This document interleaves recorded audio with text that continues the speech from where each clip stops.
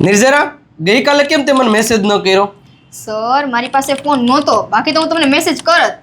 Okay, કાંઈ વાંધો નહીં, પણ સર હા. આ મેસેજની વાત આપણે પછી કરી, પણ મારી પાસે ફોન નહોતો. આઈ ડિડન્ટ હેવ અ ફોન. પણ હું તમને મેસેજ કરત એનું અંગ્રેજી શું થઈ? અરે વાહ, સરસ. હું તમને મેસેજ કરત, હું તમને કોલ કરત, હું તમને બુક આપત, આવા બધા પ્રકારના વાક્યો બનાવવા માટે એક શબ્દનો ઉપયોગ કરવાનો છે. એ શબ્દ છે વુડ. શું વચાય આને?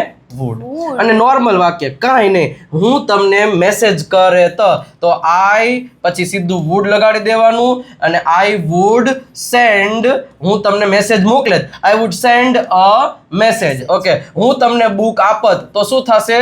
I would give a book. Okay, ચલો એના પછી આપણે એમ કેવું હોય, હું ગીત ગાત તો I would Singh a song.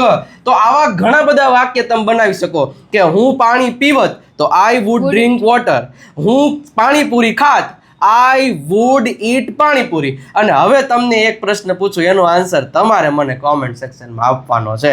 Okay, હું ગાડી ચલાવત, આનો આન્સર શું થાય કમેન્ટ કરીને જણાવો. અને આવી જ રીતે અંગ્રેજી શીખવા માટે ફોલોનું બટન દબાવી દેજો.